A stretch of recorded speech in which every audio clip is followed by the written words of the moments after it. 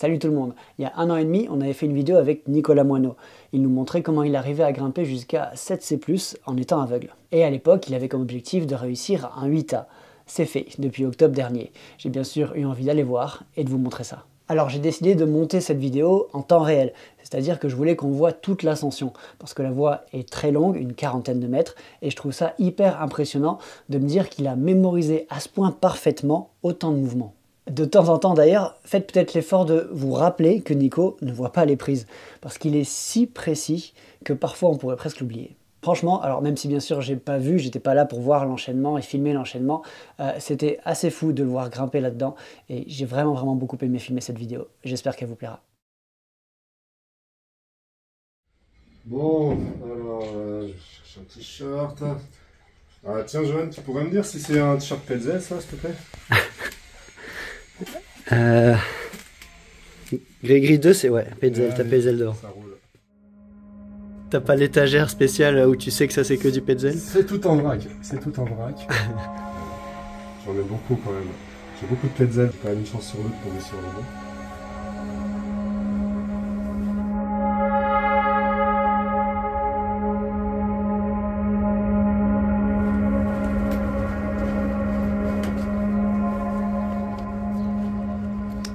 Oh, t'es prêt pour nous remontrer l'exploit? Je me souviens des méthodes.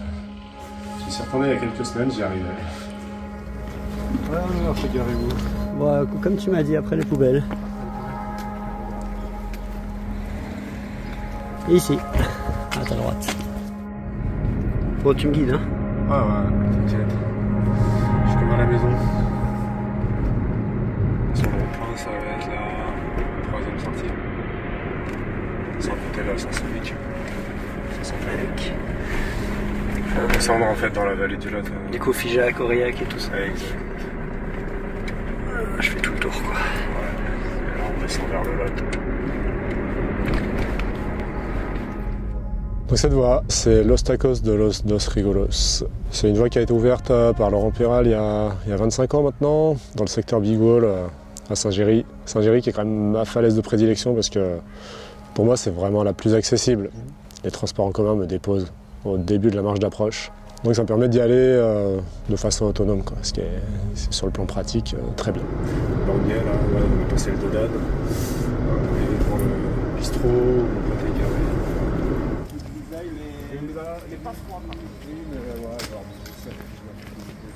Je cherchais en fait à me mettre un projet dans ce niveau-là. C'était voilà, c'est un niveau que j'avais jamais atteint. Et je cherchais une voie plutôt basée sur une voie longue, quoi. Longue et conti en fait. Pour éviter de tomber sur des crux et des pas de bloc que je pourrais pas faire, quoi. Et du coup, j'ai demandé un peu conseil à droite à gauche et on m'a dit voilà, tu veux une voie conti dans le Vita, va faire le Stacos, quoi. C'est à 10 mètres à gauche là. Ouais. C'est là où il y a une stade qui pend, des dégaines, une espèce de menhir au pied de la voie. Ouais. Ma dernière voie vraiment dure là, c'est le 7C+, j'avais encore un peu de marge à arriver en haut le jour où j'ai fait la croix.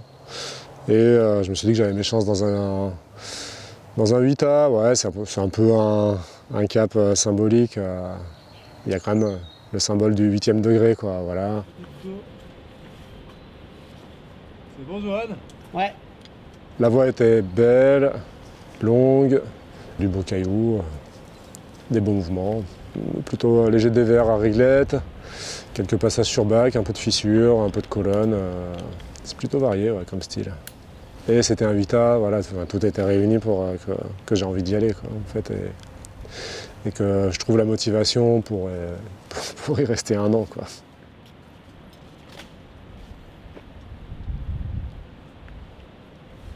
Ça grimpe un peu tout le long, quoi, avec quand même quelques sections un peu marquées.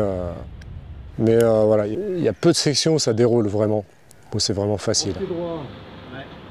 La petite pointe. Ouais, le petit carré au-dessus à droite. Le petit carré. Ouais. Ah, ça marche. Je crois qu'il y a 3 mètres. 5 mètres sur les 40 mètres où c'est vraiment voilà, des bacs et du vraiment facile pour moi. La première fois que je suis allé, j'ai trouvé ça horriblement dur. J'ai dû atteindre le 4e point et je me suis dit mais c'est vraiment trop dur. En même temps, je savais que ce serait un gros chantier. Je m'étais préparé psychologiquement à trimer longtemps, quoi.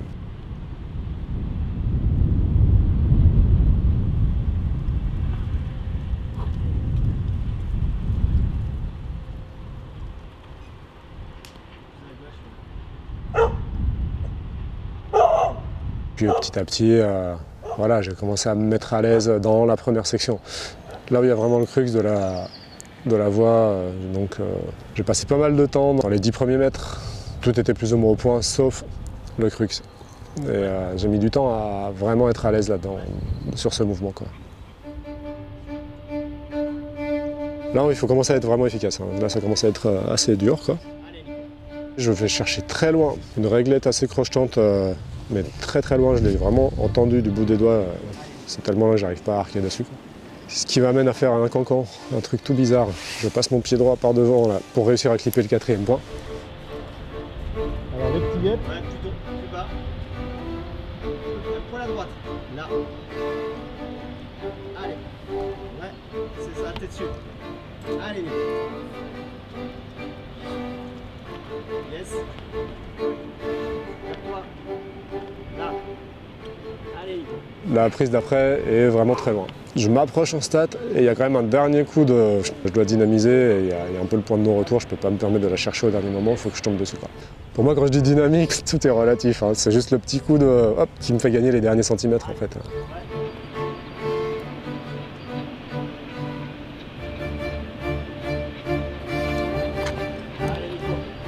Là, je dois faire un croisé de pied un peu complexe, encore. La prise que j'avais griffée avant, je dois passer le pied droit par-dessous et trouver l'endroit où j'arrive à charger. Et là, ça m'amène à lâcher la pince pour aller rapidement, très rapidement, dans une bonne boîte aux lettres. Il a bien fait péter un plomb, ce move. Ouais. Toutes les prises qui ressortent, je les trouve plus facilement. Et tout ce qui est rentrant, toutes les boîtes aux lettres, les trous et tout, c'est plus dur, quoi. Là, il faut que j'envoie mon pied droit super loin sur la réglette qui était très loin à droite, là. Et ça m'amène sur une réglette assez loin, que j'avais toujours un peu de mal à trouver. Et je vais chercher assez loin, presque en dynamisant, une assez bonne prise, quoi. Là, je rebouge mes pieds. Je vais chercher dans un bon creux une verticale. Il faut bien que je me cale de côté, là, pour que la verticale soit bien valorisée. Et hop, je vais chercher assez loin un énorme back. Et là, j'ai fini la première section, un peu délayé pendant peut-être 1 minute ou 2, quoi, et arriver à se refaire. Du coup, cette section-là, c'est vraiment, pour moi, c'est ce qui fait la difficulté de la voie en dehors de, voilà, du fait qu'elle soit longue, quoi. Du 3e point jusqu'à ce bac, là, il n'y a pas un moment de répit, quoi. Faut être précis tout le temps, précis et au taquet, quoi. Pas droit à l'erreur, quoi. Il y a des méthodes que j'ai mis du temps à comprendre. De ma première montée jusqu'à la croix, il y a eu 1 an de travail. J'ai pas compté les séances, le nombre d'essais c'était trop, quoi. Trop énorme. Donc, et sur 1 an, il y a peut-être 1 mois ou 2 où j'ai pas pu trop y grimper, quoi. Donc mis bout à bout, 10 mois de travail.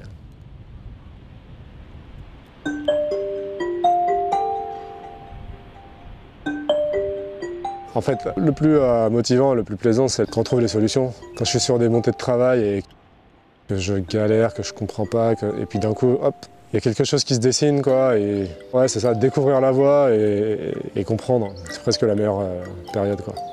Faire la croix, finalement, ça devient la formalité, quoi.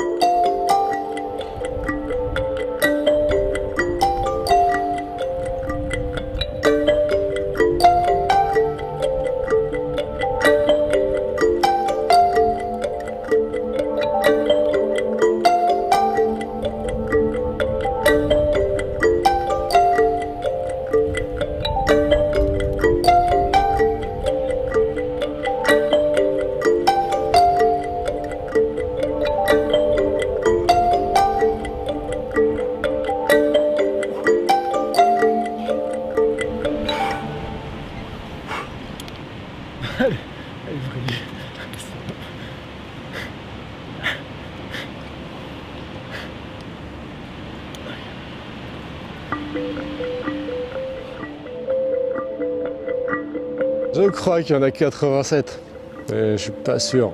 87 moves de main. Ne me demandez pas de compter les moves de pied.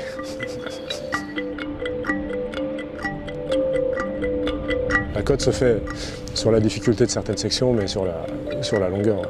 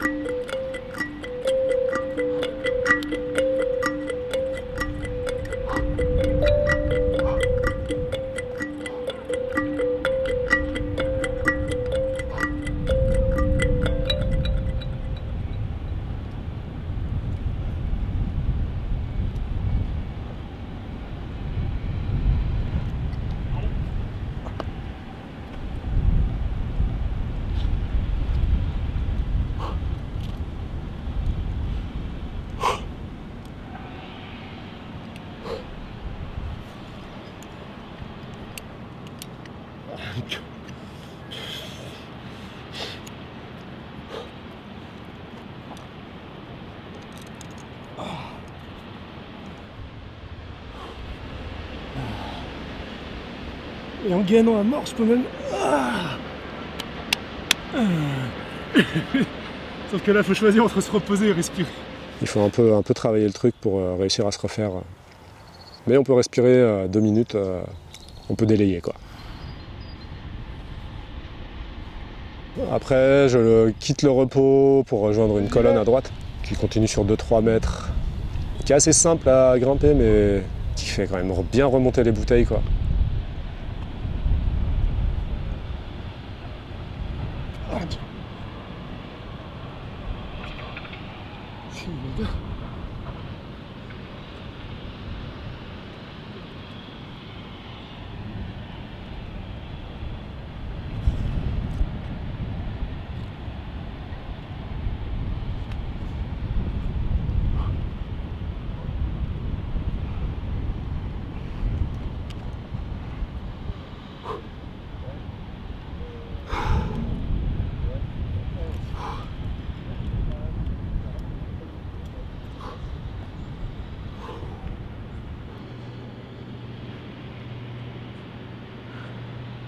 Du coup la colo ça m'a déjà bien fait remonter un peu les bouteilles et là je vais attaquer un bombé où je suis tombé plein de fois parce que en ayant les bouteilles voilà c'était compliqué. Du coup faut pas traîner. Sous le bombé on a des bonnes inverses et je vais chercher une mauvaise épaule, main gauche qu'il faut arquer alors qu'on est déjà dans un peu des versants quoi. Qui va me permettre de replacer mes pieds de façon... Enfin, ce pied droit, c'était toujours super compliqué. Moi, je trouvais que c'était assez aléatoire. De temps en temps, mon pied droit était super bien placé et j'allais chercher le bidois, main droite, super loin et c'était facile, quoi. Des fois, c'était complètement aléatoire. Puis en général, quand j'allais chercher ce pied droit super loin, quand je tombais, je partais complètement en vrille parce que j'étais dans une mauvaise position, quoi. Je me retrouvais la tête en bas, enfin, c'était un peu compliqué, ouais. L'endroit où j'ai buté longtemps, ouais. Ce bombé, ouais, il met une bonne sensation de dévers, quoi.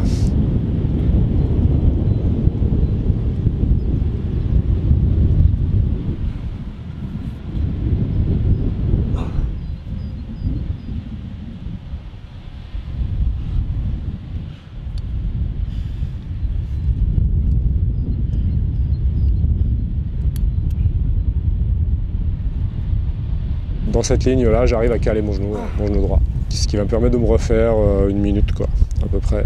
Ça fait pas un repos complet, mais bon. À cet endroit-là, c'est mieux que rien. On a déjà 30 mètres dans les bras, donc ça va, quoi.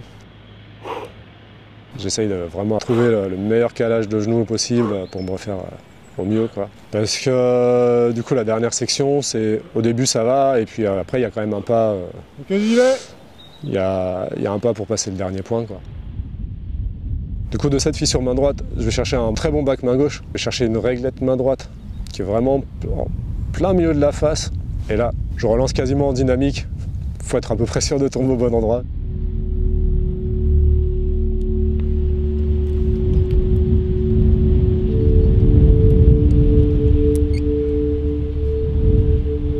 Je vais aller claquer un plat grumeleux, assez mauvais, mais plein de grains. Du coup, bon, il y a moyen d'un peu arquer sur les grains et voilà. Et la recherche de pied sur laquelle je suis tombé plein de fois. Il n'y a pas beaucoup de repères. En plein milieu de la face, une espèce de réglette assez haute. Il faut avoir gardé assez de jus pour le faire, quoi. Une fois que je le sens bien, je vais chercher une épaule main droite. Et là, je traîne pas. Droit dans l'axe, petite réglette main gauche. Je replace mes pieds et là, j'arrive sur le bac de fin libérateur. Après, il y a 2 réglettes un peu loin, mais des bonnes réglettes. Et c'est fini, quoi. C'est fait. J'y croyais pas, quoi. Enfin, j'étais plutôt, plutôt à me dire, ça y est, quoi. Je l'ai fait. Je pouvais pas m'imaginer investir 1 an dans une voie sans enchaîner, quoi. Ça, c'était évident. Ok. Du coup, j'étais heureux, quoi. Mais surtout libéré, finalement. Je me dis, c'est la fin d'une période, quoi. C'est la fin de quelque chose. Je suis arrivé au bout, quoi. Je suis arrivé au bout et ouais, je me suis senti libéré, quoi, finalement.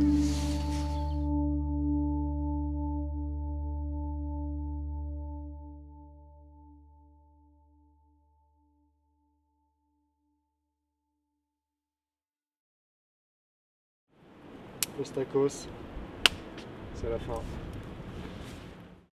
Voilà, j'arrive même pas à imaginer le temps et l'énergie que ça a dû lui prendre pour travailler tous ces mouvements sans les voir. D'ailleurs, si vous avez manqué la première vidéo où on explique beaucoup plus en détail comment Nicolas travaille ses voies, assure, gère les manips, etc. Bref, comment il s'y prend pour grimper en falaise, je vous mets le lien en description. À bientôt.